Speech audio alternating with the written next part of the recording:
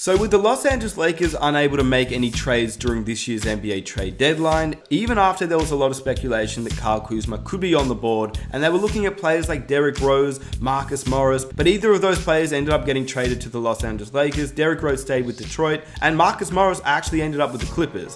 So it's going to be interesting to see if the Lakers continue with the roster they have, or if they're going to go and try and get somebody else. The three players that were highlighted by the Los Angeles Lakers were Darren Collison, J.R. Smith, and recently Dion Waiters, after he was traded by the Miami Heat and waived by the Memphis Grizzlies. So with that said, let's have a look at the Los Angeles Lakers and see if they should go after one of these players, or if they should just continue with the roster they have and go with this roster into the NBA playoffs where they're looking to win a championship.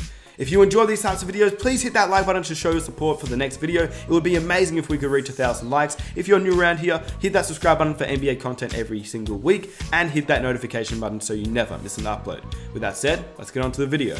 Before I get into Darren Collison, Dion Waiters, and J.R. Smith, I do know that Darren Collison won't be coming back to the NBA this season, but I do want to talk about Tyler Johnson because he recently just got waived by the Phoenix Suns, and he's somebody that also could be a contributor to the Los Angeles Lakers if they decide to pick him up. The difference between J.R. Smith and Dion Waiters and of course Tyler Johnson is that Tyler Johnson is reasonably young. He's only 27 years old and he didn't have the best run in Phoenix. He barely played with them. He only ended up playing 40 games for the organization and he didn't really play very well overall. He wasn't able to shoot the way that he did in Miami. His 3-point percentage in Miami was around 37%. When he went to Phoenix, that dropped all the way down to 32% last season and only 28% this season, so he wasn't able to find any rhythm in Phoenix. But he actually has been a really good shooter in his time with the Miami Heat. In his first year entering the Miami Heat, he averaged 37% off 1.5 3-point attempts per game, but then by the 2017-18 season,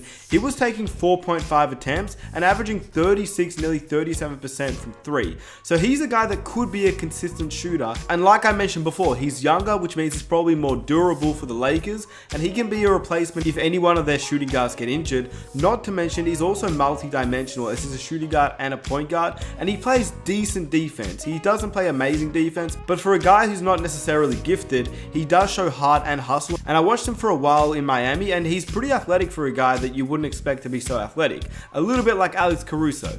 With that being said, I don't believe the Lakers should really go after Tyler Johnson. The thing about Tyler Johnson is he hasn't really been in a position where he's needed to perform at a high level. He hasn't really done anything in the playoffs. He hasn't obviously gone to the finals, and somebody like J.R. Smith, in my opinion, even though he is older, he's been there. He's done that. He knows what it takes to get to the playoffs and perform at the highest level. And for me, if we're going off that, the Lakers don't need a guy that's young. They need a guy that's going to perform at a high level in the playoffs and hit open shots. With that said, let's get on to the other three guys. Darren Collison, who would have been interesting for the Lakers, then J.R. Smith, and then lastly Dion Waiters. Darren Collison was brought to the Los Angeles Lakers. He was watching the team, and then 2 days later he decided that he would not come out of retirement and he would not play in the NBA this season. Both the Los Angeles Clippers and the Los Angeles Lakers were looking to get him, but now he's not available, so the Lakers are looking elsewhere. One player that has been named is J.R. Smith. Obviously, we know the relationship between J.R. Smith and LeBron James. It's a big relationship. J.R. Smith played in Cleveland for quite a while. He played for 5 years, which actually goes unnoticed. He played from 2014 all the way up until 2019. Obviously, all that time he didn't play with LeBron because obviously LeBron left the Cleveland Cavaliers, but J.R. Smith and LeBron have had a relationship for a while, and he obviously played a role for LeBron and the Cleveland Cavaliers and obviously helped them win an NBA championship. Despite what people say about J.R. Smith and his obvious lapses at times, J.R. Smith throughout his career has been a very good player. He's a guy that you can rely on to hit the open shot, and his 3-point average throughout his entire career has been 37%.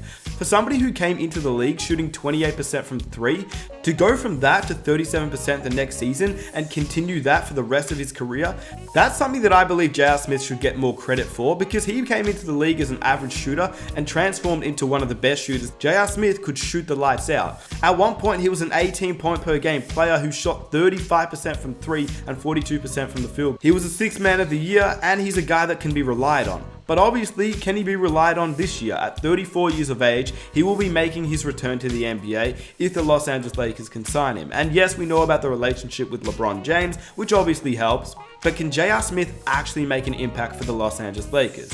Well, number one, if he can average around 37% from 3, which is what he's averaged throughout his entire career, he can make a contribution in my opinion. Number one, he knows what it takes to get to the playoffs and obviously win an NBA championship. Number two, he can be relied upon to hit the open shot. Number three, if J.R. Smith gets hot, he can win a game off his own hot hand. And yes, that's a big call, and I'm not saying that you can rely on J.R. Smith to be the number one option on a team, nor am I saying you can rely on J.R. Smith to be a 6th man this season, nor am I relying on J.R. Smith to be the 10th man on a roster. But I think that J.R. Smith, if he gets hot, he's one of those players like Gerald Green where he cannot be stopped. Once he gets going and he hits 3 threes in a row, it's game over. I think he would make a good contribution. And there are a lot of signs pointing to J.R. Smith going to the Lakers. He's friends with LeBron, he knows what it takes to win an NBA championship, the Lakers are one of the championship contending teams, and he's a guy that can hit the open shot, create his own shot, which the Lakers are seeking. It kind of makes sense for a guy like J.R. Smith to be on this roster. We've seen him take over games before, and yes, he will be 34 years old, but the thing about shooters is that no matter what age you are, being a shooter doesn't leave you, and we've seen that with Ray Allen. He hit a huge clutch shot with the Miami Heat, and he basically saved the Miami Heat from losing a championship. I'm not comparing that Ray Allen to this J.R. Smith, but I'm just saying if you have a shooter on the floor like J.R. Smith with a wide open shot, I believe that he'll be able to hit that shot more times than not. And in a clutch playoff situation, a guy that's been there before, I think you can rely on that. And of course, the Los Angeles Lakers already have guys like Danny Green and Avery Bradley, and they can be relied upon to hit the open shot. But if you have a team like LeBron James at the 1, J.R. Smith at the 2, Danny Green, Kyle Kuzma and Anthony Davis, that is a tough lineup to face off against. And I just believe it opens the paint up, more so than having a guy like Avery Bradley or Cadwell Pope. Both of those guys, especially Cadwell Pope, they basically do what J.R. Smith does. But I believe if you can have J.R. Smith on a roster and he won't complain about minutes, he'll just be there on the bench, and if you need to play him, he can play. I just don't believe it hurts the Los Angeles Lakers at all, and I believe he could be a good potential player for the Los Angeles Lakers. As for Dion Waiters is interesting because he's never been as good of a shooter as J.R. Smith. Dion Waiters averages 34% from 3 throughout his entire career, but he had one season with the Miami Heat where he averaged 39% from 3 off 4.7 3-point attempts per game. He's a guy that's been really inconsistent, and obviously he's had lapses with the Miami Heat and of course the Cleveland Cavaliers when he was there. He couldn't really find his mojo even though he was a top 5 pick in the NBA draft of 2012. He's never found his rhythm in the NBA, and he hasn't turned out to be what the Cleveland Cavaliers expected. He had a little stint in Oklahoma and then he was traded to the Miami Heat, but overall he has mental lapses, a little bit like J.R. Smith, but probably worse, and that's what really killed his game. The thing about Dion Waiters is just like J.R. Smith, he can be a walking bucket. He's a guy that is a good scorer and he can create his own shot. He has the confidence that is almost a little bit too confident for a player who isn't as good as he was meant to be. The thing about Dion Waiters is that he can shoot the ball at a decent percentage. I just think he probably hurts the Lakers more than he really gains, and I just believe it's a better option to go after J.R. Smith in my opinion. But it is clear that the Lakers need scoring off the bench, and they also need to get the ball out of Rajon Rondo's hands to somebody who can create their own shot, and whether that can be Dion Waiters or J.R. Smith, that's the question.